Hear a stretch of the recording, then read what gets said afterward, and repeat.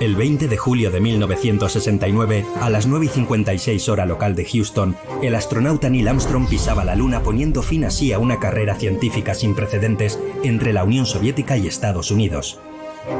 Por todo el mundo, la gente seguía fascinada por las imágenes de Neil Armstrong descendiendo por la escalera y dando los primeros pasos en la Luna. Sin duda, Apolo fue el programa espacial más ambicioso de toda la historia. Con una inversión de casi 132.000 millones de euros y la participación de más de 400.000 personas, hoy sería imposible repetirlo. Nada podía predecir que Estados Unidos superaría a los soviéticos en la carrera a la Luna. Era casi imposible en un plazo tan ajustado. Hoy el presupuesto de la NASA es de 19.000 millones de euros. En aquel momento era de 56.000 millones. Desde que terminó el programa Apolo, ningún ser humano ha vuelto a la Luna. De aquella increíble aventura solo quedan los recuerdos e imágenes deterioradas por el paso del tiempo. En las primeras imágenes es difícil distinguir algo. Si consigues ver el pie de Neil, sin duda es que ves mejor que yo. Pero ahora, gracias a las nuevas tecnologías, podemos reconstruir y revivir los momentos clave de este impresionante programa espacial, como nunca antes se había visto. Ingenieros, directores de vuelo, astronautas, periodistas, todos han accedido a contarnos los años más intensos de la carrera espacial, sus mejores momentos y sus tragedias. Escuchamos los gritos de terror de la tripulación antes de morir. Es una historia que pudo terminar antes de comenzar con la trágica muerte de los primeros astronautas del Apolo 1 y la explosión del Apolo 13. Inmediatamente sentí cómo se me cerraba el estómago, porque sabía que ya no podríamos alunizar. Vamos a salvar a esos hombres. El fracaso no es una opción. Pero en el mes de julio de 1969, el Apolo 11 tenía una cita con la leyenda. Era la apuesta de un presidente y de todo un país.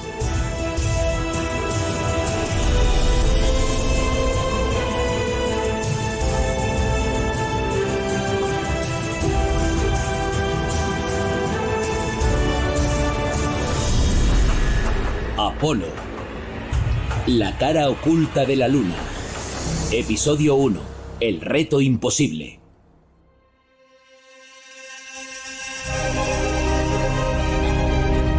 ...18 de julio de 1969... ...a 88.000 kilómetros de la Luna... ...los astronautas estadounidenses Buzz Aldrin y Neil Armstrong... ...salen del módulo de mando del Apolo 11... ...para inspeccionar el módulo lunar Eagle. El módulo lunar es la máquina más hermosa jamás imaginada y construida. Algunos aspectos de su diseño fueron un auténtico desafío. La nave tenía que ser muy potente, resistente y robusta, pero lo más ligera posible.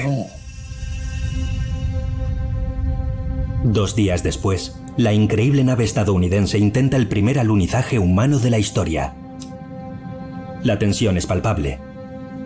El módulo lunar, de 7 metros de altura, nunca ha sido probado en condiciones reales. Y en la sala de control de Houston, se preparan para lo peor. No creía que fuéramos a lograrlo con esa misión. Yo pensaba que conseguiríamos alunizar al 4º intento. Estados Unidos estaba preparado para que los astronautas murieran en la Luna. Volver atrás no es posible. La nave espacial Apolo, unida al módulo lunar Eagle, se dirige a la Luna preparándose para entrar en su órbita. Unos meses antes, las misiones Apolo 8 y 10 habían completado con éxito el mismo viaje. Sin embargo, hay una diferencia importante. El Apolo 11 tendrá que posarse en la Luna y regresar.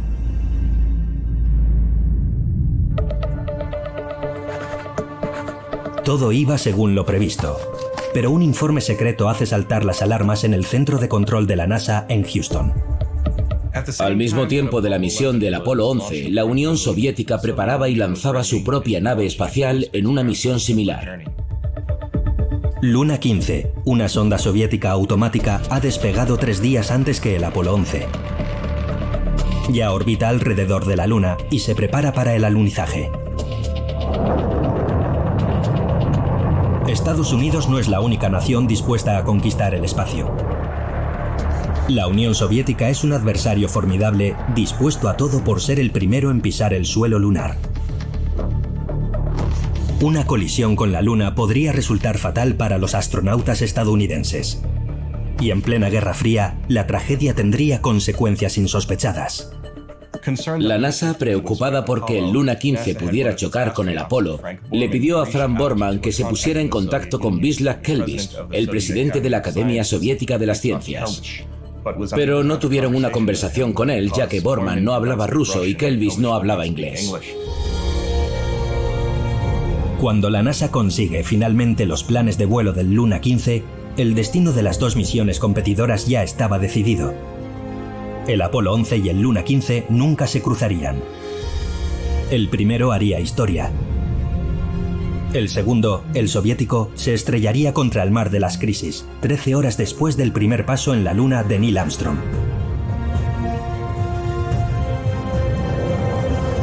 Ese incidente marcará el punto culminante de la carrera espacial entre los soviéticos y los estadounidenses.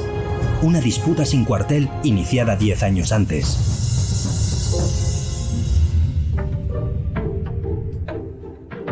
...4 de octubre de 1957.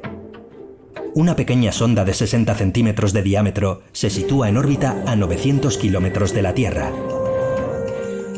Se llama Sputnik 1 y es soviética. Su inolvidable pitido es un auténtico desafío para Estados Unidos en una guerra fría en la que la carrera científica entre las 2 potencias es en realidad militar. La comunidad científica y los servicios de inteligencia estadounidenses sabían que los rusos lanzarían un satélite hacia 1957. Era aterrador, porque si podían lanzar un satélite, también podían lanzar una ojiva nuclear. Estados Unidos tiene que demostrar que el espacio también le pertenece. El programa Vanguard es su respuesta al satélite soviético. Casi 2 meses después del éxito del Sputnik, ante las cámaras de todo el mundo, se realiza un lanzamiento de prueba. El cohete se elevó unos 60 centímetros del suelo, pero desgraciadamente luego cayó y se estrelló. El estallido del satélite Vanguard a 1 metro del suelo es una humillación para la superpotencia estadounidense. El fracaso resulta insoportable. Los rusos habían lanzado con éxito el Sputnik. Después del accidente del Vanguard, el titular de la prensa fue Kaputnik, porque habíamos sufrido una humillación. La carrera espacial había comenzado.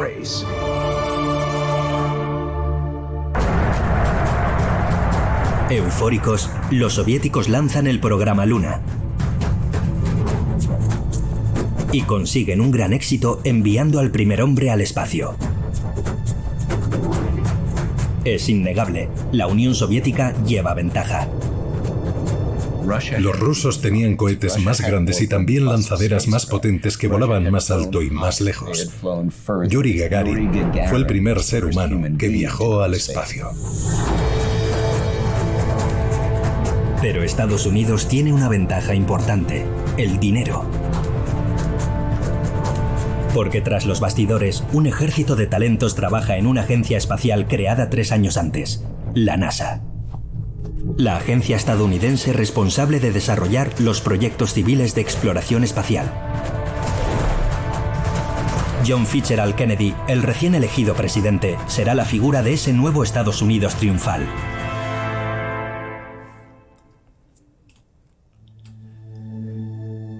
El 12 de septiembre de 1962, en la Universidad Rice en Houston, Kennedy pronuncia un discurso memorable que conmueve a toda la nación. Acaba de nacer el programa Apolo. Elegimos ir a la Luna.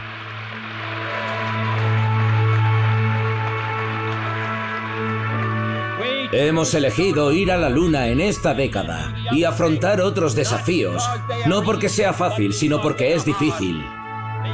John Kennedy dio muchos discursos a lo largo de su carrera política.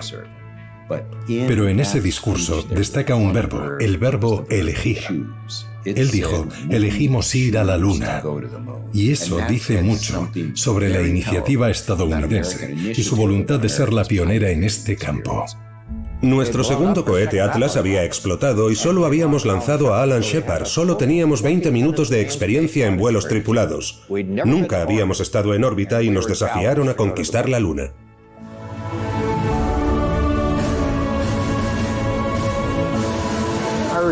Pensábamos que el presidente nos estaba pidiendo lo imposible, pero aún así nos pusimos manos a la obra sin dudarlo ni un momento. Es, en efecto, una apuesta casi imposible para un programa que promete ser colosal y cuyo presupuesto provisional asustará al mismísimo Kennedy. Poco después de lanzar el reto del alunizaje, el presidente Kennedy intentó retractarse de sus palabras, argumentando que podría ser extremadamente caro y peligroso. Pero el presidente llegará hasta el final afirmando que Estados Unidos estará en la Luna antes de que finalice la década de los 60. Pero él no vivirá el tiempo suficiente para verlo. El 22 de noviembre de 1963, a las 12:30, el presidente de los Estados Unidos es asesinado en Dallas, Texas. Pero su llamamiento había sido escuchado. Y por todo el país, decenas de miles de jóvenes solo sueñan con una cosa: formar parte de la aventura. Respondí a un anuncio con una imagen de la Luna que decía: depende de nosotros inventar una forma de viajar a la Luna y volver. En el momento del alunizaje, las personas que tomaban las decisiones técnicas en el centro de control tenían un promedio de 27 años. Hubo toda una generación de niños que, inspirados por Kennedy, querían participar en la aventura científica y tecnológica del programa espacial. La medicina, la tecnología y otros sectores impulsaron a esos jóvenes entusiastas a hacer lo que creían que eran capaces de hacer.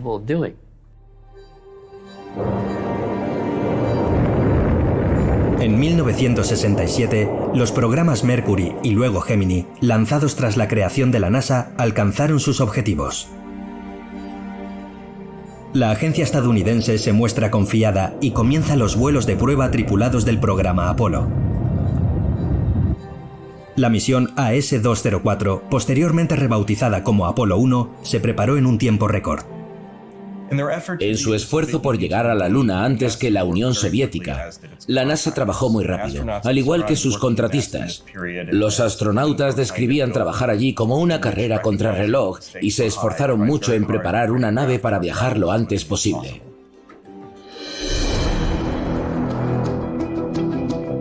El 27 de enero de 1967, la tripulación del Apolo 1, formada por Gus Grissom, Ed White y Roger Chaffee, comienza una prueba en condiciones reales en la nave espacial Apolo, colocada en la parte superior del cohete. El lanzamiento está previsto para un mes después. Pero una vez encerrados en la cabina hermética del módulo de mando, la tripulación comprueba que la comunicación con los equipos en tierra no funciona bien. Tuvimos problemas con la cuenta atrás y con las comunicaciones. La tripulación informó de un olor nocivo en el interior del módulo. Nos detuvimos para solucionar los problemas y después continuamos. Tras 5 horas de pruebas, se detecta una sobrecarga en el circuito eléctrico.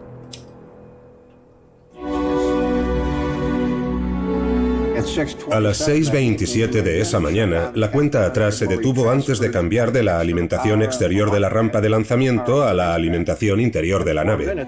4 minutos después escuchamos los gritos de terror de la tripulación antes de morir.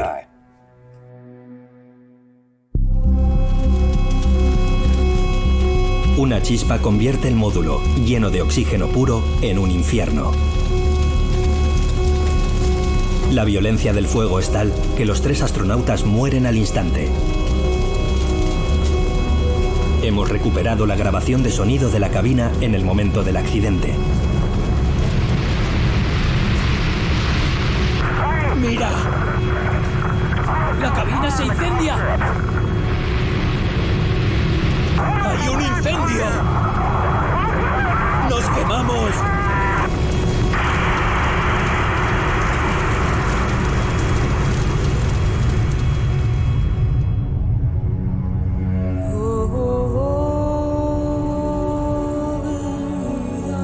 Roger Chaffee, el más joven de ellos, iba a cumplir 32 años. 10 días antes de que muriera en el incendio del Apolo 1, Gus Grissom me dijo: esa nave espacial, el Apolo, tiene muchísimos fallos. Hay muchas cosas que no funcionan. No es seguro. Tenemos que arreglar todo eso. Pensábamos que habíamos arreglado el Apolo, aunque hubo señales de advertencia de que no era así. Y pagamos el precio, y la tripulación pagó con su vida ese exceso de confianza. El interior de la cápsula se había fundido literalmente, y se tardaron casi 2 horas en sacar los cuerpos. La NASA lo sabía, al igual que los astronautas y los administradores que afirmaron haber presionado demasiado y muy rápido, que todos sabían que el cohete tenía problemas y que era probable que matara a alguien. De hecho, antes de que pudiera despegar, la primera de esas naves mató a alguien. Enseguida la NASA comienza a revisar la gestión del programa Apolo. El público quiere culpables, aunque la Luna tenga que esperar. Fue culpa nuestra. No habíamos hecho nuestro trabajo y tuvimos que asumir la pérdida de la tripulación.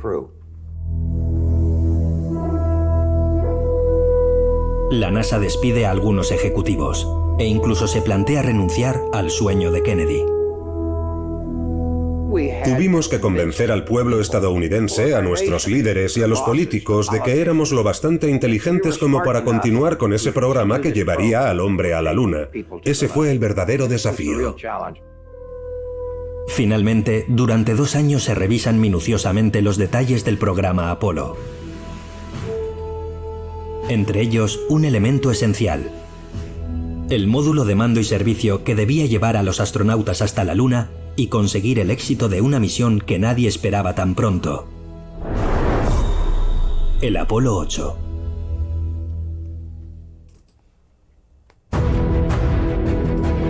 Antes del accidente del Apolo 1, la NASA estaba segura de haber fabricado la mejor nave espacial de la historia. El CSM, el módulo de mando y servicio, compuesto por 2 elementos esenciales. Uno, que contiene los elementos de supervivencia, el combustible y los sistemas de propulsión. Y otro, en el que viaja la tripulación. La nave espacial Apolo era una maravilla de la ingeniería y muy compleja. El panel de instrumentos del módulo de mando tenía casi 500 interruptores. Solo el módulo de mando volverá a la Tierra, pero el viaje lo someterá a una dura prueba. Es un auténtico quebradero de cabeza para la empresa encargada de su fabricación.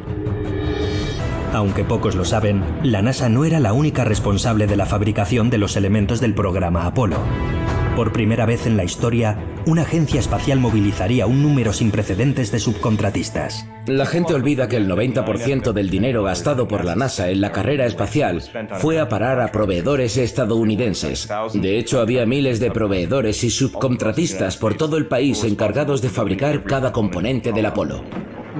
A mediados de los años 60, cuando el programa estaba en su apogeo, la NASA tenía 36.000 empleados y 360.000 contratistas. Por tanto, éramos casi 400.000 personas en total. North American Aviation había conseguido el contrato para la nave espacial Apolo. Pero su diseño era tan complicado que los retrasos se acumulaban. En 1965, la NASA exige que esté listo para 1967. El accidente mortal del Apolo 1 frenó su fabricación. Pero también permitió repensar la nave para, finalmente, alcanzar la perfección.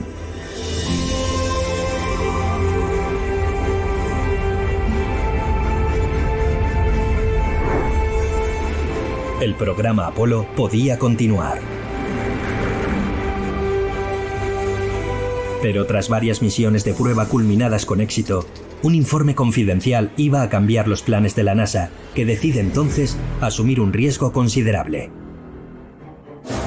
En la primavera de 1968, la CIA descubre que la Unión Soviética va a lanzar una misión tripulada del programa Zond alrededor de la Luna antes de que finalice el año. La información cae como una bomba en la NASA. Parecía que los rusos tenían prisa por enviar un cosmonauta a la Luna a tiempo para el aniversario de la Revolución de Octubre, y los estadounidenses temían que pudieran mandar a un hombre allí antes que ellos y que nos vencieran. Hay que recordar que Apolo no era un programa de exploración, sino uno para derrotar a la Unión Soviética. El cohete y el módulo de mando del Apolo estaban listos, pero el módulo lunar no. Así que se decidió cambiar el programa de las misiones de prueba y de intentar enviar astronautas a la Luna apresuradamente. El módulo lunar, el último eslabón del programa que debía separarse de la nave y aterrizar en la Luna, aún no está preparado. Era imposible probarlo en el espacio sin tripulación. Pero para que Estados Unidos sea el primero en poner una tripulación en órbita alrededor de la Luna, la NASA decide prescindir del módulo lunar y adelantar el lanzamiento. Las pruebas tendrán que esperar, y contra todo pronóstico, al Apolo 8 se le encomienda un objetivo hasta entonces inconcebible. 4 meses antes del lanzamiento del Apolo 8, la NASA tomó la escandalosa decisión de lanzar el Apolo 9 antes que el Apolo 8, pero no para que hiciera un vuelo en órbita alrededor de la Tierra. El mensaje era: ya conocen la misión, lleven la nave a la Luna, orbiten 10 veces alrededor de ella y vuelvan a casa. Eso cambiará nuestro programa y a la humanidad. Bill Anders, que en un primer momento debía probar el módulo lunar en vuelo, aceptó la misión con James Lovell y Frank Borman. La tripulación había planeado pasar la Navidad en familia en Acapulco, pero en su lugar tendría que pasarla en órbita alrededor de la Luna sin ninguna garantía de éxito. El 21 de diciembre de 1968, la tripulación está en lo más alto del cohete Saturno V, muy cerca del lugar del lanzamiento en el que los hombres del Apolo 1 habían perdido la vida 2 años antes. A las 7:51 despega Saturno V. Habíamos simulado prácticamente todos los aspectos de la misión, con todos los fallos imaginables. Pero no habíamos previsto el efecto de las vibraciones en el momento del lanzamiento. Fue sencillamente increíble. Era tan ruidoso que no podías oír tus pensamientos. Era tan violento que te sacudía como a una rata entre los dientes de un terrier. Yo pensé: Dios mío, si nunca simulamos esto, ¿qué otras cosas pasamos por alto? Yo creo que fue la misión más arriesgada en la historia del programa Apolo. Todo lo estábamos haciendo por primera vez. El software a bordo de la nave, el centro de control de la misión y todas las técnicas de navegación tenían que probarse.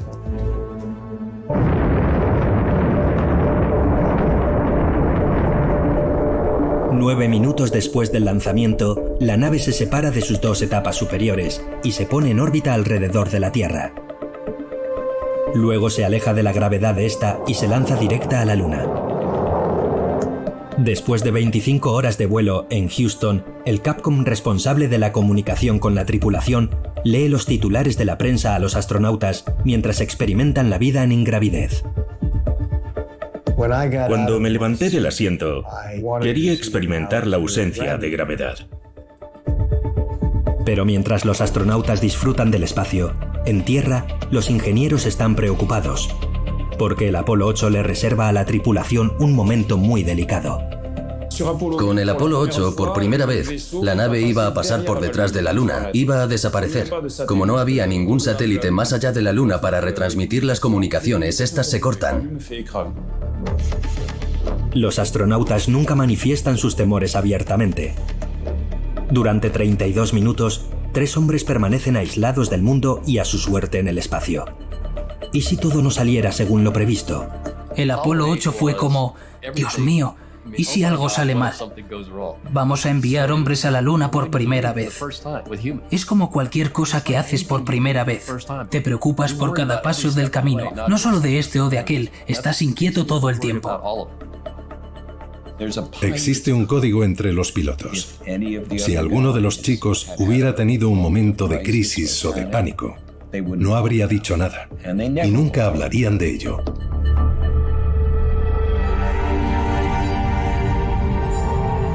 El Apolo 8 será la misión que permitirá a los humanos ver con sus propios ojos la cara oculta de la Luna. Aquella que nunca podremos ver.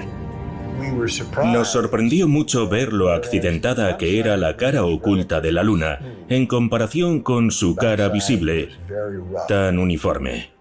Aún se desconoce a qué se debe esa diferencia. Lovell y Anders están tan fascinados por la cara oculta que Borman tiene que recordarles que se concentren en una maniobra excepcionalmente complicada. Cuando se cumplen 69 horas de vuelo, la nave debe ponerse en órbita alrededor de la Luna. Para hacerlo, los propulsores volverán a funcionar durante 4 minutos. La maniobra de inserción orbital lunar era muy peligrosa. Si manteníamos los motores encendidos durante mucho tiempo, corríamos el peligro de estrellarnos en la Luna. Pero si no permanecían encendidos lo suficiente, podíamos salir de la órbita lunar al espacio y terminar solo Dios sabe dónde. Los astronautas describieron este episodio como los 4 minutos más largos de sus vidas. Pero todo salió según lo previsto.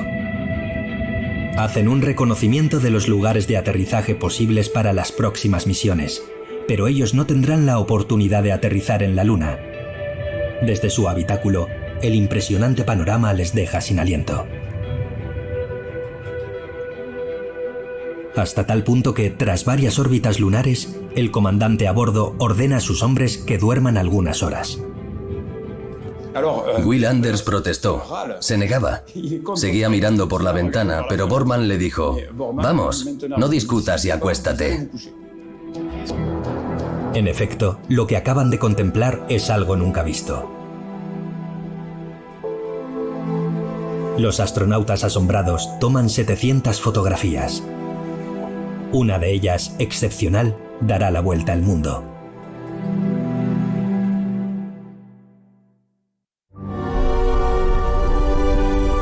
Durante su cuarta rotación alrededor de la Luna, los astronautas del Apolo 8 asisten por casualidad a un espectáculo impactante. Una salida de la Tierra. Creo que fue Borman quien lo vio primero y dijo: «Mirad, es grandioso. Se ve salir la Tierra». Lovell me pasó una película en color y yo empecé a hacer fotos. Hicieron algunas fotos y luego el panorama cambió. La imagen desapareció. Ellos no sabían lo que había en esa cámara.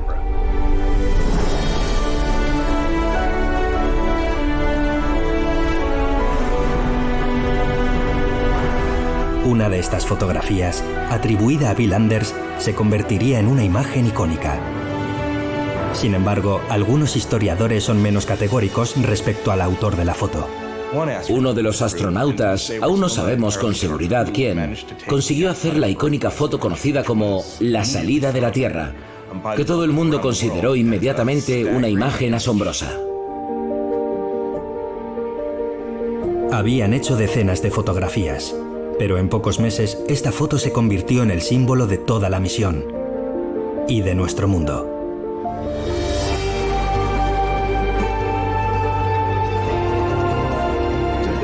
Mostró toda la Tierra con un pequeño halo alrededor que representa nuestra atmósfera. Y es una imagen preciosa comparada con la Luna.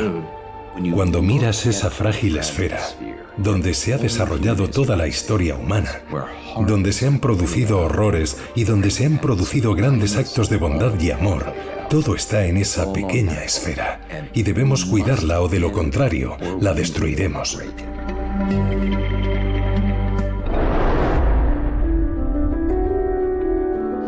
La NASA comprende rápidamente el interés de filmar y de retransmitir las imágenes desde el espacio. Pero el objetivo no solo es espectacular. También es necesario justificar la ingente cantidad de dinero gastado en esta carrera. Sabían de la importancia de las imágenes desde la misión Mercury, en la que había participado John Glenn. Fue él quien llevó su propia cámara, una de 35 milímetros que había comprado en una droguería.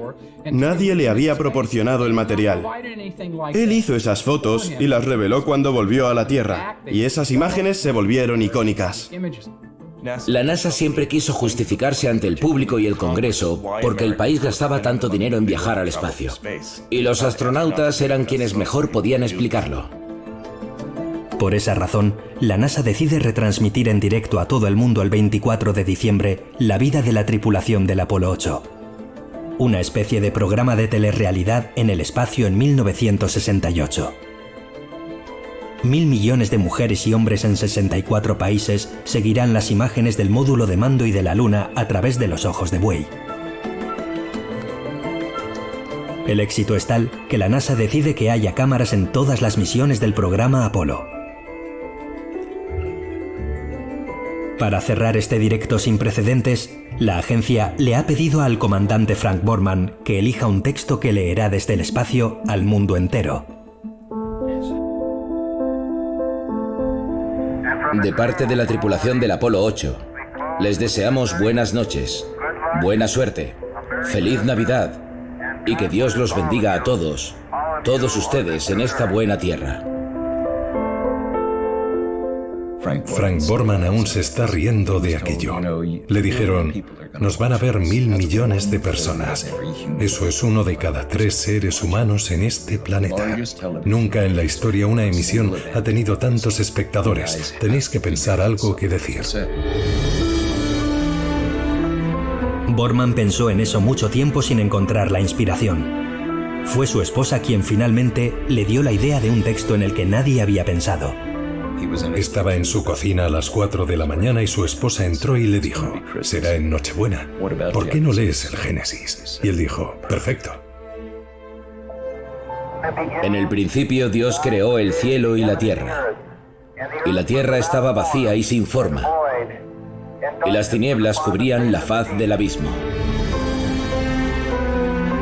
Esta lectura del Génesis desde el espacio haría historia. Fue un momento feliz que casi hizo olvidar un episodio menos conocido del Apolo 8 que pudo haber acabado prematuramente con la misión.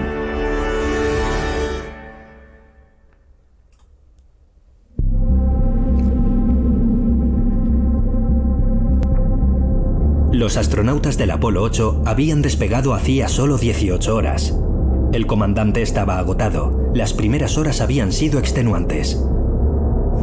Frank Borman decidió tomarse un descanso porque, como comandante, estaba sometido a un estrés mucho mayor.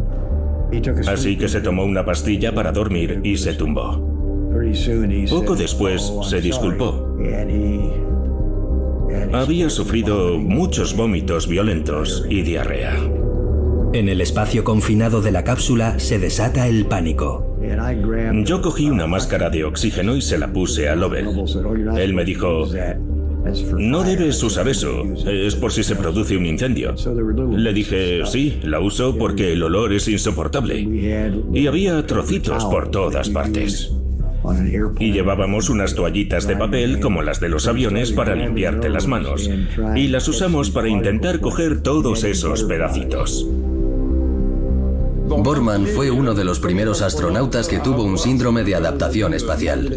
Cuando te mueves un poco en la ingravidez, te desorientas. El oído interno tiene problemas para orientarse y eso te puede provocar náuseas. Ignorando los consejos de Lovell y Anders, Borman insiste en ocultar el incidente al Capcom. La razón es sencilla. Sabe perfectamente que Houston anulará la misión por razones sanitarias. Después de unos largos minutos, Borman accede a informar a la NASA, pero a través de un canal confidencial al que el público en general no tiene acceso. Informaron a la NASA a través de un canal privado, nadie más podía oírlo. El médico de vuelo les dijo, voy a abortar la misión, quiero que regresen a casa. Al final, como suele suceder, Borman se acostumbró al mal del espacio después de 24 horas. Ningún piloto reconocerá nunca ante el médico de vuelo que no está en condiciones de volar. Wally Schirach enfermó durante el Apolo 7. Frank Borman enfermó durante el Apolo 8. Armstrong y Lovell se resfriaron volviendo de la Luna en el Apolo 11. Hay muchos otros casos similares, aunque nunca nadie quiso admitirlo.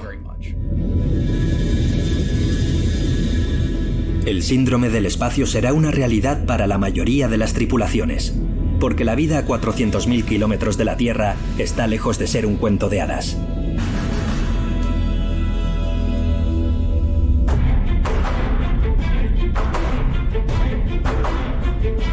Para la tripulación del Apolo 8, el 25 de diciembre llega el momento de iniciar el regreso a la Tierra. Es una de las etapas más delicadas de la misión. Después de 10 revoluciones alrededor de la Luna, los astronautas reinician el motor del CSM, el módulo de mando y servicio, para salir de la órbita lunar. Si el motor fallara, el Apolo 8 se convertiría en un satélite permanente de la Luna, en el que flotarían los cadáveres de los 3 astronautas. Pero el motor funciona perfectamente y lanza al Apolo 8 en dirección a la Tierra. Cuando vas a esa velocidad, la temperatura es tan alta que puede fundir el metal. El fuego y los gases interfieren en las comunicaciones y es imposible comunicarse durante la reentrada en la atmósfera. La cápsula se separa del módulo de servicio, que se consume en la atmósfera. El módulo de mando y su tripulación se dirigen directamente al Pacífico. En órbita baja, alcanzamos casi 8 kilómetros por segundo, 28.000 kilómetros por hora. Cuando vuelves de la Luna, es de unos 11 kilómetros por segundo. Así que es casi 1,3 veces más rápido que la velocidad que se alcanza en una órbita baja.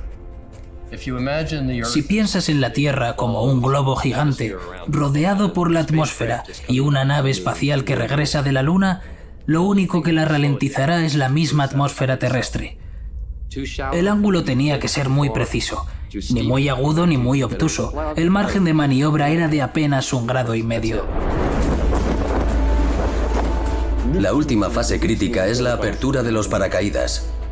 En la historia de la exploración espacial hubo casos en los que salió mal, como por ejemplo en el primer vuelo Soyuz, el Soyuz 1, con el astronauta ruso Vladimir Komarov. El paracaídas no se abrió, la cápsula se estrelló y él murió.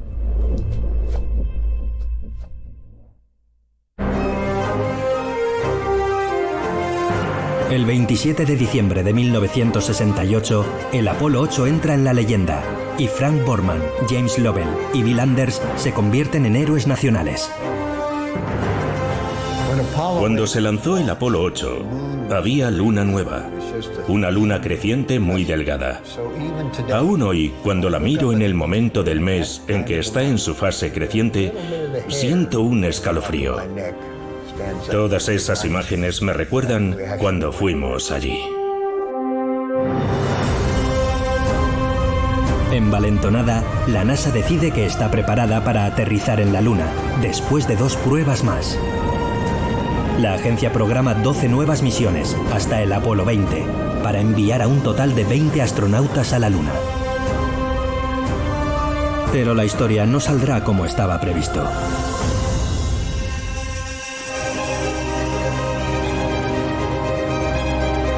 Los 3 astronautas que tienen una cita con la gloria son Michael Collins, el piloto al mando del Apolo 11, Buzz Aldrin y Neil Armstrong, el comandante de la misión que tendrá que aterrizar el Eagle, el increíble módulo lunar en la Luna. Para probarlo en la Tierra, la NASA solo tiene una solución: poner a punto un aparato extraño y eficaz, pero impredecible y particularmente peligroso. Se creó una nave un poco especial que pudiera volar en la atmósfera terrestre, pero a su vez, que se pudiera probar en la Tierra y reprodujera las reacciones que tendría en una aproximación lunar. Ese aparato era peligroso. Hubo varios accidentes, uno de ellos durante un vuelo pilotado por Neil Armstrong. El 6 de mayo de 1968, el futuro héroe del Apolo 11 estaba en mitad de un vuelo de prueba cuando perdió el control del aparato. Su calma le salvaría la vida. Si se hubiera eyectado 1 o 2 segundos después, habría muerto. Él tomó la decisión correcta en un instante, sin que el tono de su voz revelara el más mínimo rastro de pánico o de duda. Su carácter permitiría a Neil Armstrong manejar sin estrés el alunizaje del Eagle, que podría haber terminado en tragedia. Tener una personalidad fuera de lo común era uno de los criterios de selección para la NASA. Porque en 1966, durante el programa Gemini que preparaba el programa Apolo, Neil Armstrong se convirtió en un héroe por primera vez. Cuando se interrumpió el contacto con la cápsula del Gemini 8, en la NASA todos pensaron que habían perdido a la tripulación. Pero la sangre fría de Armstrong salvó la misión. ¿Quién si no habría podido salvar el Apolo 11 durante el alunizaje?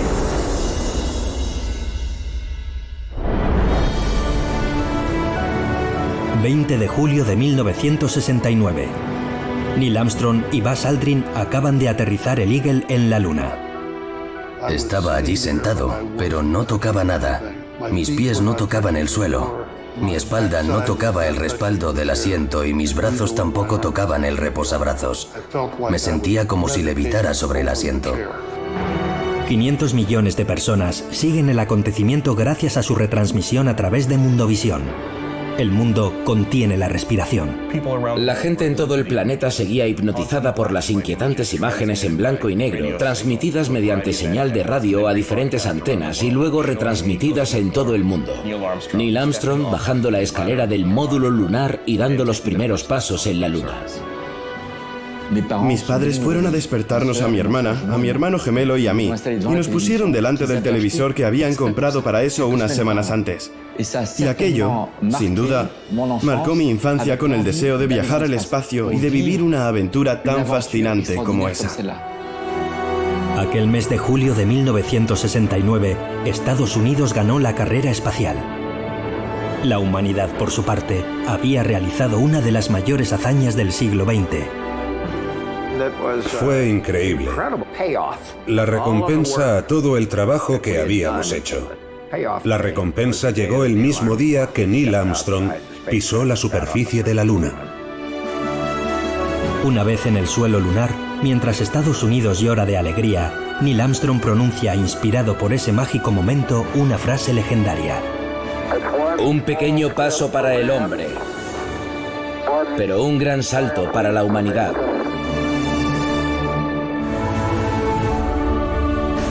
Una vez de regreso en la Tierra, Armstrong les dirá a todos que había improvisado. Habría que esperar hasta su muerte en 2012 para conocer finalmente la verdad sobre esas 13 palabras pertenecientes, como el Apolo 11, a la leyenda.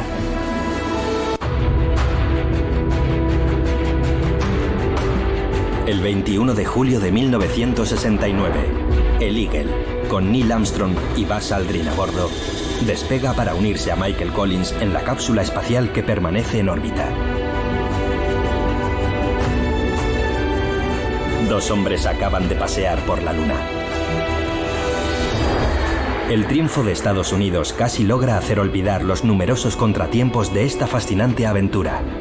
El momento de mayor tensión se produjo a mitad de camino a la Luna. Fue simplemente horrible. Me preocupaba que se produjera alguna sorpresa en la que nadie hubiera pensado. El público enseguida pierde el interés por Apolo, el programa espacial más caro de la historia. Habrá que esperar al drama del Apolo 13 para que el mundo entero vuelva a interesarse por él. Cuando la misión se convirtió en una cuestión de vida o muerte, la gente volvió a prestarle atención. Nos preguntaban si llevábamos una píldora de veneno. Se trataba de un problema irreparable. Más de 50 años después, creíamos saberlo todo sobre Apolo. Pero este programa de la NASA aún mantiene algunos secretos que vamos a desvelar. Neil confió en mí y yo nunca traicionaré su confianza. Lo que pasa en la Luna se queda en la Luna. ¿Por qué el programa Apolo terminó de una forma tan abrupta? ¿Cuáles son los últimos secretos de una aventura que vio pasar a 4 presidentes, costó la vida a 3 astronautas y rozó la tragedia en varias ocasiones? Esta historia prodigiosa no es ficción. Fue la apuesta de un presidente y de 400.000 personas, todas entregadas a un solo objetivo: llevar a Estados Unidos a la Luna.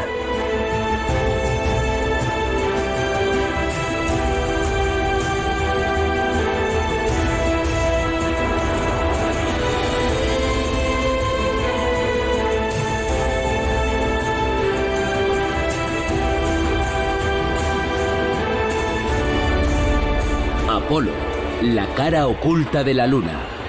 Episodio 2. La última misión.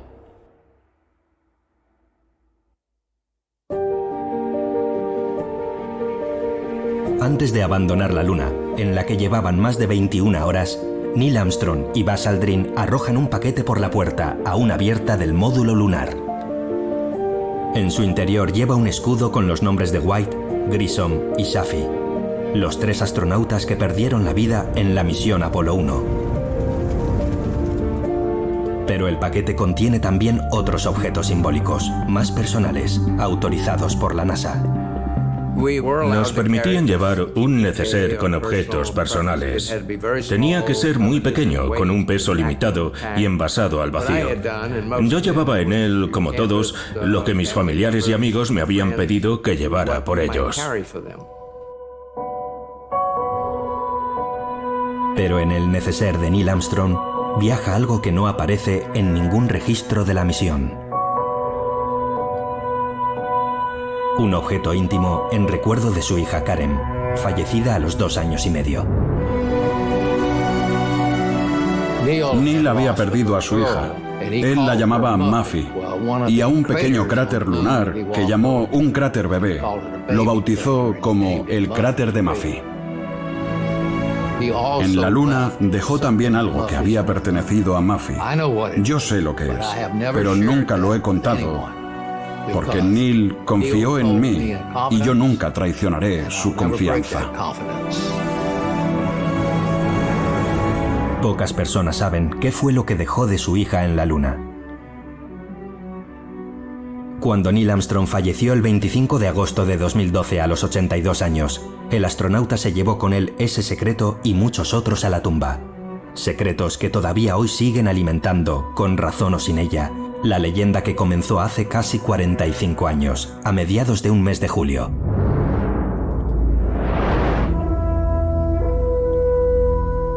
...16 de julio de 1969...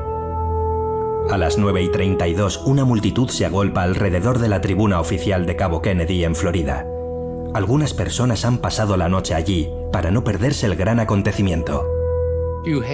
Había más de 1 millón de personas en torno a Cabo Kennedy. Ya no cabían más. Las carreteras estaban atascadas. 3.500 periodistas de 55 países habían viajado hasta allí para asistir al acontecimiento. El lanzamiento del cohete Saturno V que llevaría a 3 hombres a la Luna. En lo más alto de la lanzadera, a más de 100 metros de altura, los astronautas esperan la cuenta atrás sentados sobre el equivalente a 540 toneladas de TNT. La tripulación va en un pequeño habitáculo en la parte superior. Eso significa que al final solo el 1% de lo que despega se usa para la misión de llegar a la Luna y volver. En el momento del lanzamiento, el cohete Saturno V, aparte de la bomba atómica, es el artefacto humano que ha producido el sonido más potente jamás registrado. Durante el primer lanzamiento del Apolo 4 en 1967, la vibración fue tal que a 5 kilómetros de distancia se cayeron las placas del techo de la sala de prensa y las ventanas temblaron. Mientras el impresionante cohete desaparecía en el cielo azul de Florida, nadie podía imaginar el desafío al que se habían enfrentado los diseñadores de Saturno V. Porque a principios de los 60, cuando Kennedy lanzó a Estados Unidos a la conquista de la Luna, nadie imaginaría que un cohete así se haría realidad. En 1961, ni Estados Unidos ni la URSS tenían cohetes lo bastante potentes como para llevar a los astronautas a la Luna y volver a la Tierra. No estábamos nada seguros de que eso fuera posible. Para conseguir esa hazaña, Estados Unidos está dispuesto prácticamente a todo. incluso a cerrar los ojos ante el único que, seguramente, podía concebir un aparato así, y que ocuparía el puesto de director del Centro de Vuelos Espaciales Marshall de la NASA. Wernher von Braun, un brillante ingeniero alemán, pero también uno de los cerebros de Adolf Hitler.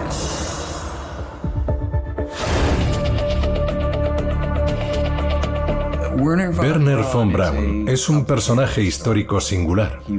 Era nazi, y todos los que llegaron con él habían trabajado para los nazis. Sabían mucho sobre cohetes. Durante la Segunda Guerra Mundial diseñaron el V-2, el primer misil balístico. Wernher von Braun puso su talento al servicio de la NASA, igual que unos años antes lo había puesto al servicio de la dictadura nazi. Sin él, Estados Unidos no habría podido poner a punto el cohete más potente de la historia y, por tanto, derrotar a los soviéticos. El resultado da vértigo. Saturno V mide, con el módulo de mando y servicio, casi 111 metros de altura y 10 metros de ancho.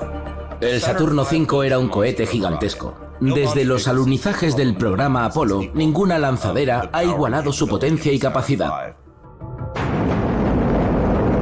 Cuando la última etapa del cohete sale de la órbita terrestre para ir a la Luna, la tripulación se enfrenta a una fase especialmente delicada.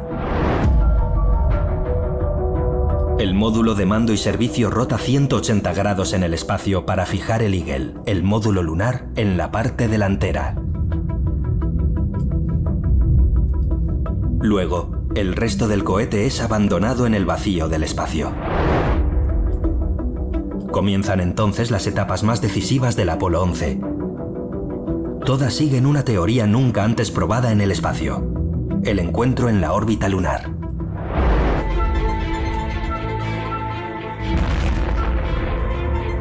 Ya en 1959, antes incluso de la profecía de Kennedy, la NASA llevó a cabo una serie de estudios sobre la mejor técnica para enviar un hombre a la Luna. En este momento, se barajaron 3 posibles técnicas para intentar llegar a la Luna. Inicialmente, los ingenieros pensaron en enviar una sola nave que volvería a despegar desde la Luna. También se consideró construir una estación espacial que sirviera como base de apoyo. La tercera opción es descartada. Consiste en utilizar un único y potente cohete para enviar 3 módulos a la Luna. Solo descendería uno de ellos, el módulo lunar, mientras que el módulo de comando y servicio permanecería en órbita esperándolo. Pero nadie lo toma en serio. En ese momento histórico, un hombre está especialmente preocupado. Su nombre es John Houbolt.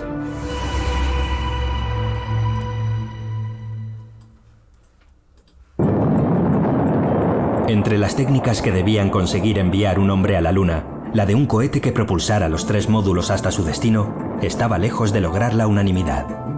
Pero un hombre consiguió, gracias a su perseverancia, que todos aceptaran su visión. John Houbolt, uno de los muchos ingenieros que trabajaban en este problema, en 1961 defendió él solo su teoría ante sus superiores de la NASA e incluso ante el gobierno.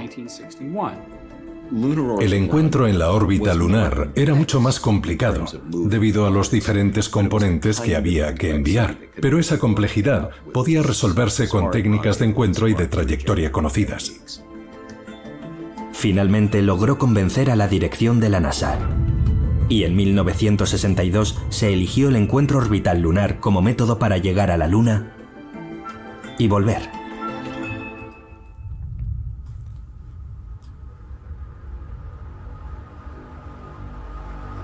El 20 de julio, después de 13 revoluciones alrededor de la Luna, el Eagle, en el que viajan Neil Armstrong y Buzz Aldrin, se dispone a separarse del módulo de mando pilotado por Michael Collins. Por primera vez en la historia, 2 astronautas se aproximan para aterrizar en la Luna. En Houston, en la sala de control, los ingenieros contienen la respiración. Cuando el módulo lunar se separó del módulo de mando, fue muy emocionante. Iban a aterrizar en la Luna. Cuando el módulo lunar propulsado desciende sobre la Luna, Armstrong y Aldrin vuelven a sentir el peso de sus cuerpos. Saben que la Luna está muy cerca y que ejerce su poder de atracción. Neil encuentra el lugar para alunizar. Todo sale según lo previsto. Pero a 1830 metros de la superficie lunar, los ordenadores del Eagle se iluminan. Suenan las alarmas y los errores 1202 y 1201 aparecen en la pantalla. El momento de mayor tensión ocurrió a mitad de camino a la superficie de la Luna, cuando saltaron varias alarmas porque los ordenadores no tenían capacidad para hacer tantas tareas y solo podían ocuparse de lo esencial: la orientación, la navegación y el control. Solo unos días antes, descubrieron haciendo simulaciones que, cuando ejecutaban los dos sistemas que llevaban a bordo para aterrizar, el ordenador se sobrecargaba y saltaba la alarma 1201. Distraído por la alarma, Armstrong no se da cuenta de que la computadora de a bordo los está llevando hacia un cráter. El Eagle puede estrellarse contra el suelo lunar. La misión corre peligro. Pero lo que ocurre en la cabina de vuelo es excepcional. Neil Armstrong, con una tranquilidad pasmosa, cambia a modo manual y se juega el todo por el todo. Los astronautas estamos entrenados para tener una mentalidad de solucionadores de problemas, y Neil Armstrong la tenía. Las reservas de combustible se agotan. Debe encontrar un sitio para aterrizar urgentemente. Solo disponen de 60 segundos. Solo les quedaba un 3% de combustible cuando aterrizaron. Si hubieran tardado unos segundos más, se habrían visto obligados a abortar la misión. A diferencia de un coche, no entras en reserva y puedes decir, aún puedo hacer 20 kilómetros y llegar a una gasolinera. En el módulo lunar, cuando el indicador marca 0, el motor se detiene.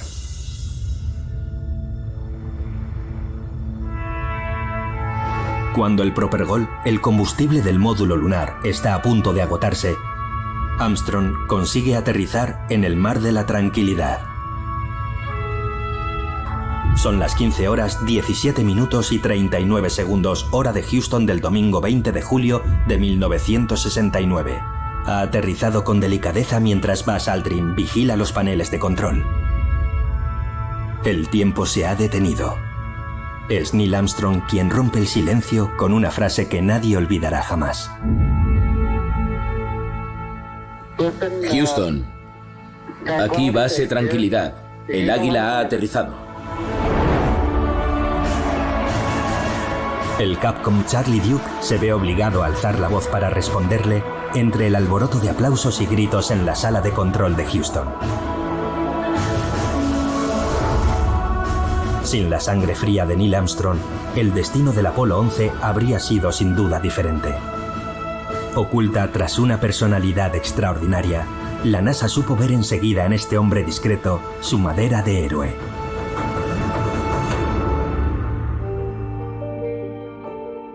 Cuando le preguntas a Neil Armstrong cómo fue estar en la Luna, es un poco frustrante. Su respuesta clásica es: solo estaba haciendo mi trabajo. Era muy reservado.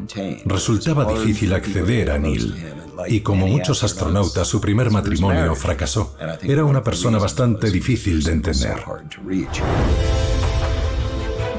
Además de los astronautas, otro elemento sería clave para el éxito: el módulo lunar. Un aparato único e increíblemente complejo de fabricar.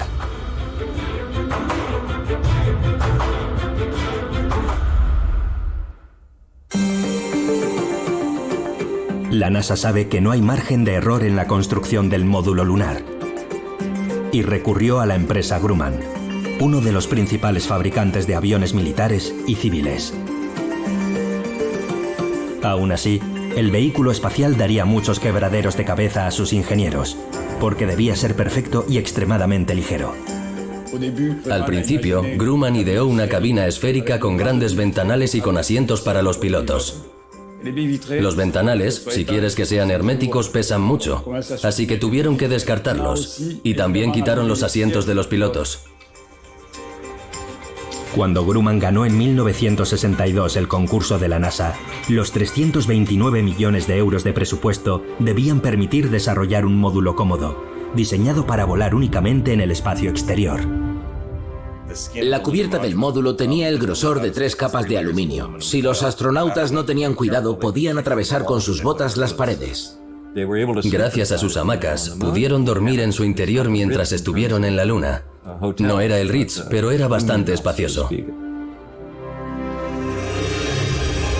A finales de 1964, los planos del módulo lunar por fin estaban listos. Grumman fabricó entonces docenas de prototipos y luego presentó a la NASA un primer módulo definitivo. Si la agencia espacial no hubiera realizado más pruebas adicionales, el Apolo 11 seguramente nunca habría llegado a la Luna, porque el módulo se averiaba y las pruebas eran catastróficas. Cuando la NASA lo recibió, el módulo lunar tenía muchos fallos. Sobre todo los tanques y los conductos de combustible tenían muchas fugas. De hecho, era un colador. Las misiones hasta el Apolo 11 permitieron terminar el módulo lunar, cuyo coste superó todas las previsiones de la NASA.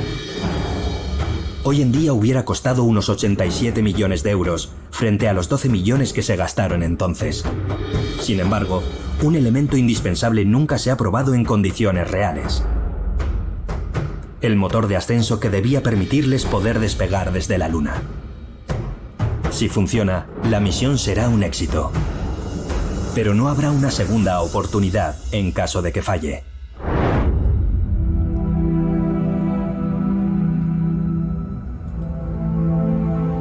Armstrong y Aldrin intentan no pensar en el fatídico momento de abandonar la Luna. Porque por el momento, el silencio que los envuelve es sideral. Se encuentran en un astro desolado, vacío y estéril. Pero, ¿quién será el primero en pisar ese suelo virgen? Entre bastidores, la decisión de la NASA genera muchas controversias y decepciones nunca reconocidas. Buzz Aldrin creyó durante mucho tiempo que él sería el primero en caminar sobre la Luna.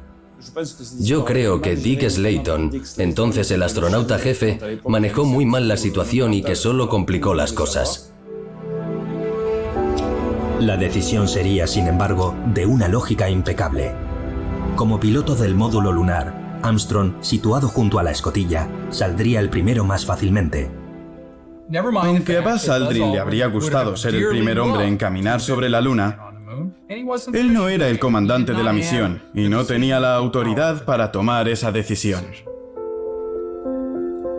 A las 21:56, hora local de Houston, tras unos minutos interminables intentando salir por la escotilla del módulo, Neil Armstrong pone un pie en la escalera que lo separa del suelo lunar.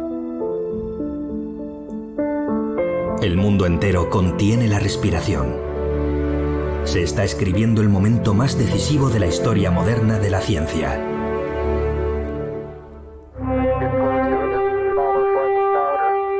En los televisores en blanco y negro, la imagen borrosa que transmite la cámara del módulo lunar es suficiente para unir a toda la Tierra. En las primeras imágenes cuesta distinguir algo. Si consigues ver el pie de Neil, entonces ves mejor que yo. Armstrong se deja caer al suelo y pronuncia esas palabras que ya forman parte de la historia. Es un pequeño paso para el hombre, pero un gran salto para la humanidad. ¿Es una frase preparada o simple improvisación? Hasta su muerte en 2012, Armstrong mantendría siempre la misma versión. Esas palabras se le ocurrieron una vez sobre la Luna, nunca antes. Sin embargo, desde la muerte del astronauta, algunos testimonios apuntan a que habría preparado esa frase con antelación. Armstrong me dijo: no quiero decir vencimos a los rusos, no quiero decir Estados Unidos lo consiguió, quiero decir lo ha hecho la humanidad. Su hermano le dijo: no se lo cuentes a mamá, que sea una sorpresa. A partir de ese primer paso, todas las palabras, todos los hechos y gestos son retransmitidos en directo. y Neil Armstrong empieza a fotografiar la Luna metódicamente. 19 minutos después, Buzz Aldrin sale de la nave. Cuando Buzz salió del módulo para bajar, le dijo a Neil: me dispongo a cerrar la puerta. Y Neil le dijo con cierta ironía: no la cierres con llave. Si se hubieran quedado fuera, habrían tenido un problema.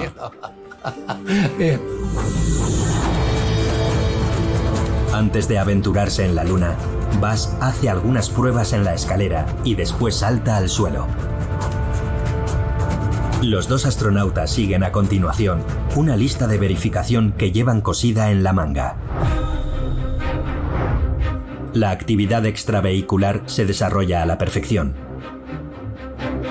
Sin embargo, en la sala de control continúa la preocupación, porque la supervivencia de los astronautas depende de un solo elemento: su traje espacial.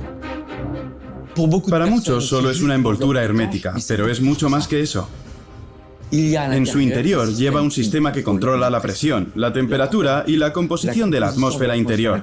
Es en sí mismo una verdadera nave espacial. El desarrollo del traje espacial del programa Apolo, un verdadero desafío técnico sin parangón, llevaría 5 años de trabajos.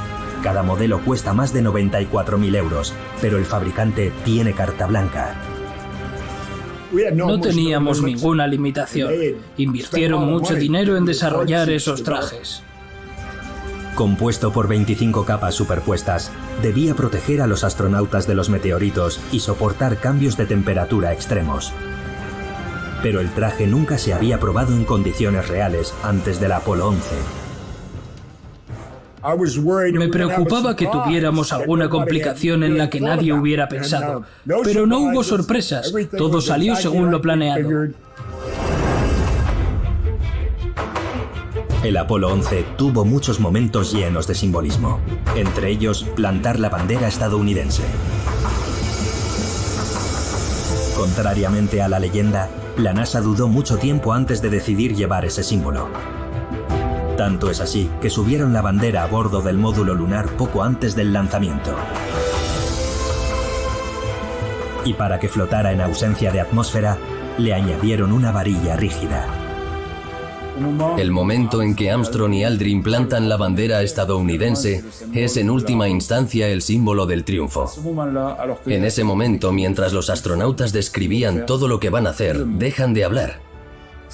Y puede que eso dure unos 10 minutos. Es muchísimo tiempo. Un momento de recogimiento o de duda. Nadie lo sabe. La única certeza es que la imagen de Buzz Aldrin posando orgulloso delante de su bandera dará la vuelta al mundo.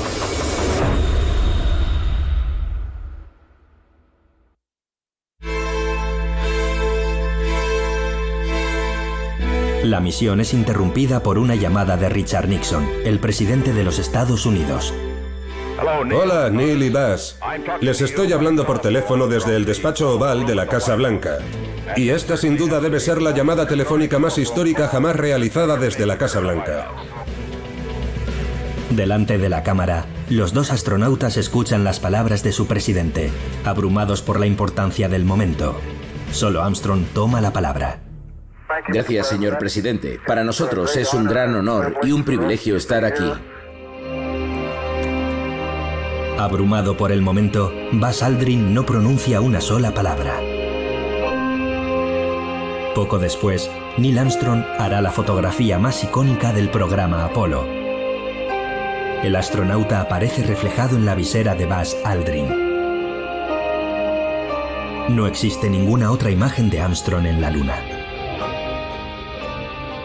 Esa foto es mítica. De hecho, fue la primera foto relacionada con el programa Apolo que tuve colgada en mi habitación cuando era niño.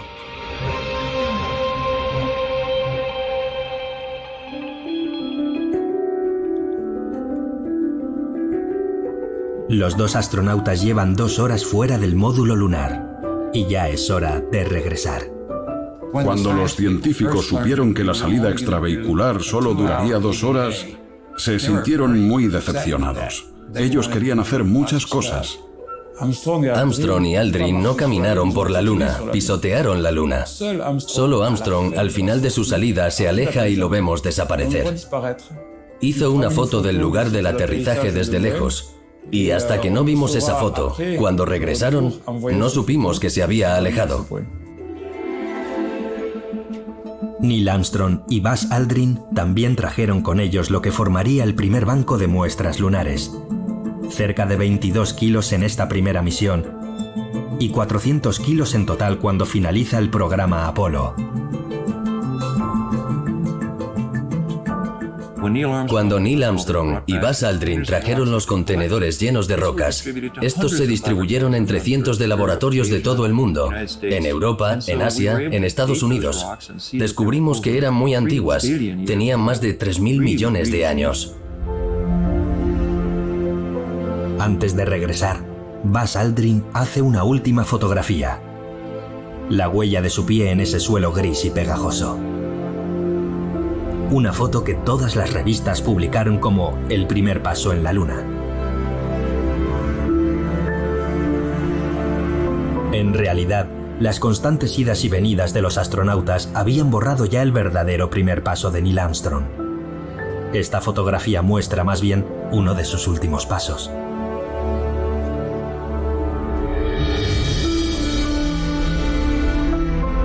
Buzz Aldrin y Neil Armstrong suben la escalera que los separa del piso superior del módulo lunar. La misión ha sido filmada de principio a fin, pero algunos momentos continuaron planteando interrogantes hasta hace muy poco, como el objeto que Armstrong dejó en la Luna en recuerdo de su hija fallecida. Lo que pasa en la Luna se queda en la Luna, y hasta el día de hoy aún no estamos seguros de lo que hicieron, de lo que dejaron y de lo que se llevaron.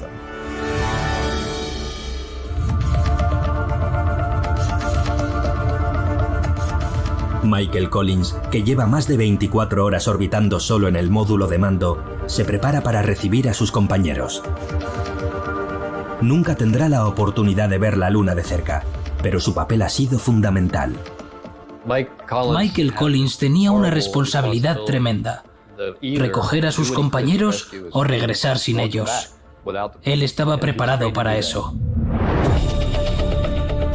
El único temor de Collins es que el motor de ascenso del módulo lunar no funcione, porque nunca se ha probado en condiciones reales.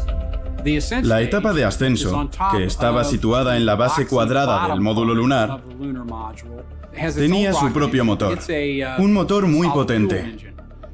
Cuando se encendía, despegaba como una bengala, pero era totalmente incontrolable. Te llevaba de vuelta a la órbita.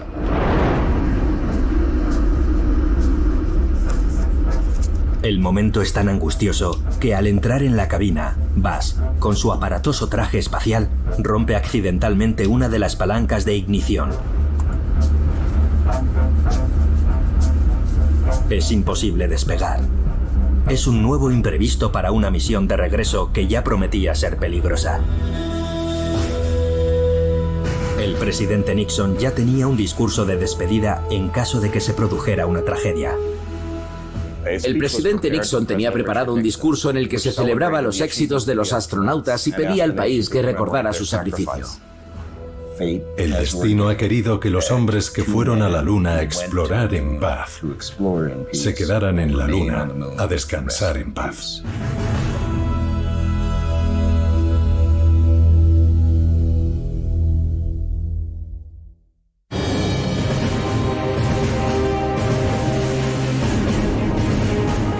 Si a Buzz Aldrin no se le hubiera ocurrido la ingeniosa idea de usar un simple bolígrafo para presionar el botón roto, Nixon habría tenido que pronunciar ese lúgubre discurso. Y el Eagle nunca habría despegado de la Luna. Pero la historia se escribirá de otra manera. Tras la ignición, los astronautas sienten la explosión del motor que lanza la primera etapa del módulo lunar. Plantada demasiado cerca del módulo, los gases del propulsor hacen que la bandera se tambalee. Collins ajusta su trayectoria para recibir a sus compatriotas. Pero nada está aún decidido. Ahora tienen que preparar la entrada en la atmósfera terrestre. La atmósfera ejerce una fuerte resistencia. Llegas a 58.000 km/h e intenta detenerte. Ahí es donde entra en juego la fuerza de aceleración. Ellos tenían que manejar las palancas con las piernas. La entrada es muy rápida y hay que intentar reducir la velocidad.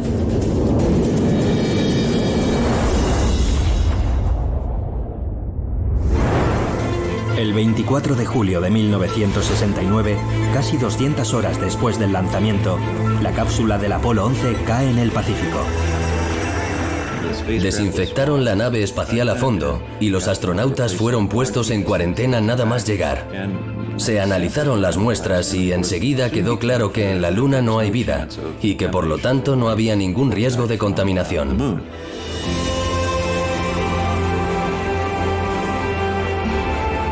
Los astronautas dan luego la vuelta al mundo.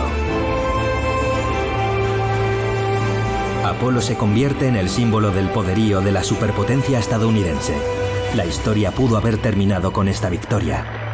Nada más terminar el Apolo 11, tuvimos que preparar el Apolo 12. No tuvimos tiempo para disfrutar de lo que había pasado, debíamos preparar la continuación. Para confirmar su éxito abrumador, la NASA lanza el Apolo 12 en noviembre de 1969. La misión es todo un éxito, con 2 salidas extravehiculares y más de 31 horas sobre el suelo lunar. Sin embargo, el público ya no lo sigue. La apuesta de Kennedy se había hecho realidad. La hazaña era inmensa, pero aún así, la agencia decide continuar con el Apolo 13, la misión de más. El país había perdido el interés, pero cuando se convirtió en una misión de vida o muerte, la gente volvió a prestarle toda su atención.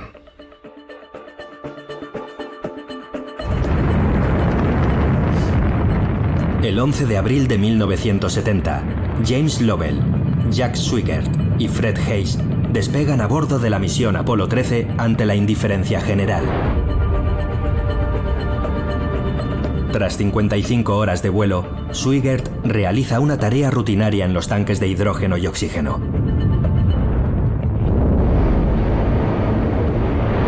Pocos minutos después, los astronautas sienten una sacudida y toda la nave comienza a vibrar.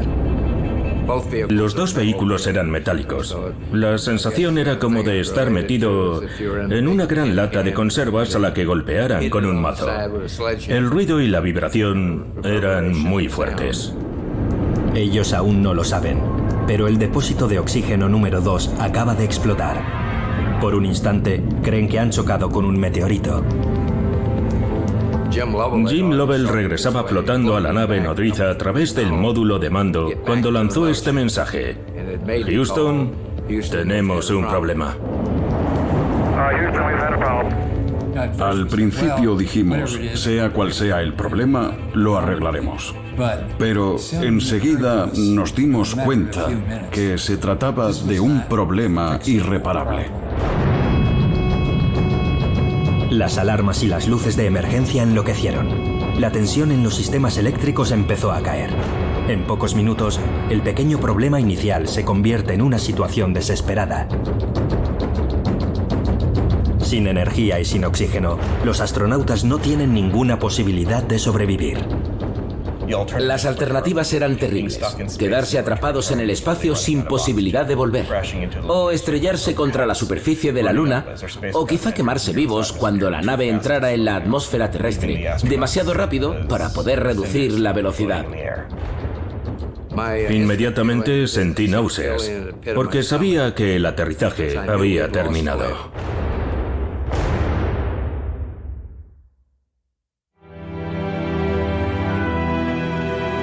A 320.000 kilómetros de distancia, en la Tierra, se desata el pánico. Houston da por terminada la misión del Apolo 13 y ahora intenta salvar a sus 3 hombres. Jim Kranz, el director de vuelo, nos miró a todos y dijo, vamos a traer de vuelta a estos hombres. El fracaso no es una opción. Kranz les había dicho a todos que guardaran silencio. No lo dijo así, pero todos obedecieron. La única comunicación sería una mala noticia, o bien una alerta por combustible, o un aviso de la tripulación. Jim Kranz decide tomar entonces una decisión sin precedentes. Para evitar que se agoten las reservas y ganar tiempo, pide a la tripulación que desconecte todos los sistemas eléctricos. Es una decisión con graves consecuencias. Es como en casa. Si quieres ahorrar electricidad, apagas todas las luces menos una. Eso fue lo que hicimos. La temperatura en el módulo lunar había caído por debajo de 1 grado. No teníamos ropa adecuada para esa situación. Tuvimos que ponernos toda la ropa interior de repuesto. Terminamos con 3 capas encima. Era lo único que podíamos hacer. Mientras el módulo de mando sigue perdiendo oxígeno, Houston toma una decisión que seguramente sea la única posibilidad de sobrevivir. La tripulación abandona el módulo de mando y entra en el Aquarius, el módulo lunar que sigue intacto. Pensado solo para 2 hombres, este vehículo espacial deberá salvar a 3. El público, desinteresado ya por estas misiones, se apasiona de nuevo ante este escenario catastrófico. Todos nos preocupábamos por estos hombres, por sus hijos y sus esposas. Los apreciábamos igual que quieres a una figura pública y queríamos que volvieran a casa. Pero dentro del módulo Aquarius, la tripulación está al borde de la asfixia. El módulo lunar en el que se habían refugiado no estaba preparado para acoger a 3 astronautas. La atmósfera se volvió irrespirable debido al dióxido de carbono que exhalaban. Nos preguntan si llevábamos una píldora de veneno. No, no había nada de eso. Era mucho más fácil. Bastaba con abrir la escotilla. Habríamos muerto en un instante. No necesitabas llevar nada.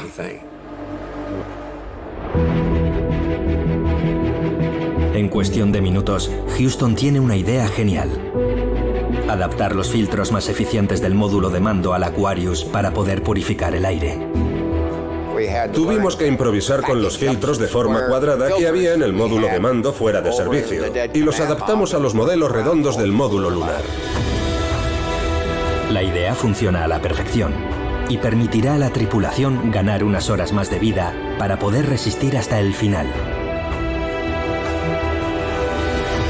Pilotando en modo manual, Swigert y Hayes corrigen la trayectoria de las 2 naves para volver a la Tierra. Pero con el módulo de mando solo parcialmente funcional, la maniobra es peligrosa. Lovell llega incluso a usar su reloj para cronometrar el encendido de los motores. No podíamos correr ningún riesgo. No podíamos ver las estrellas debido al campo de fragmentos producidos por la explosión que rodeaba la nave.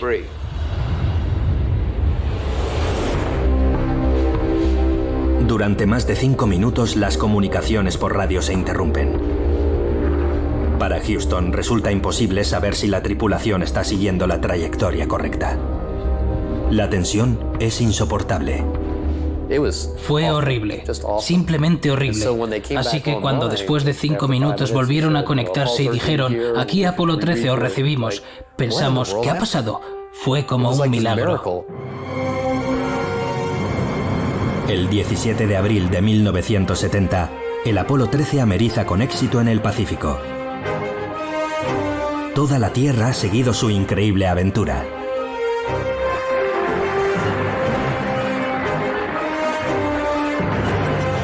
Lo que hizo el Apolo 13 fue maravilloso. Si esa gran aventura de la humanidad no hubiera sucedido en la realidad, alguien la habría escrito como una gran obra de ficción. Fue una gran historia sobre el ingenio y la inteligencia humana.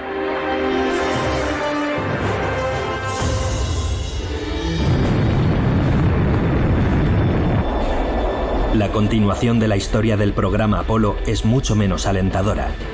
La NASA planeaba proseguir el programa hasta el Apolo 20.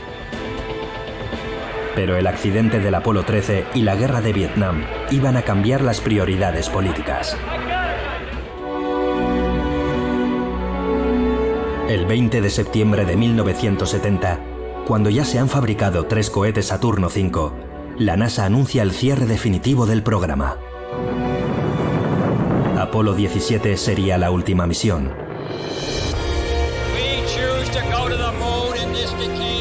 Si Kennedy entusiasmó a todo el país con su profecía y llevó a un total de 12 astronautas a la Luna, Nixon es el hombre que hace añicos ese sueño. El presidente dijo, esta puede ser la última vez en este siglo. Y todos pensamos, hemos trabajado muy duro, hemos llegado a la Luna, hemos conseguido muchas cosas y ahora no vamos a volver. Renunciamos a nuestra ventaja. Nixon asumió públicamente que antes de que finalice el siglo XX no volveríamos a la Luna. De hecho, tenía toda la razón porque incluso a principios del siglo XXI nadie ha vuelto allí.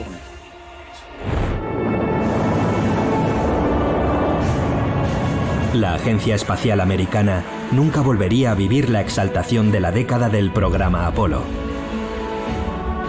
Las repercusiones científicas y políticas del programa fueron considerables.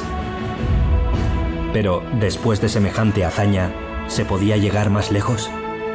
Muchos se preguntan cuál será el siguiente paso. ¿Qué vamos a hacer ahora? Nadie ha vuelto a la Luna desde hace medio siglo, y el presupuesto ha disminuido considerablemente. Pero los científicos siguen soñando con una próxima etapa a decenas de millones de kilómetros de nuestra Tierra. Hoy el presupuesto de la NASA es de unos 19.000 millones de euros. En aquel momento era de 56.000 millones. Y queremos ir a Marte. Siempre podemos hacerlo mejor de lo que creemos. Mirad Apolo. Era prácticamente imposible hacerlo en el plazo que teníamos, casi imposible. Y sin embargo, lo conseguimos. Esa es la mejor forma de ver las cosas.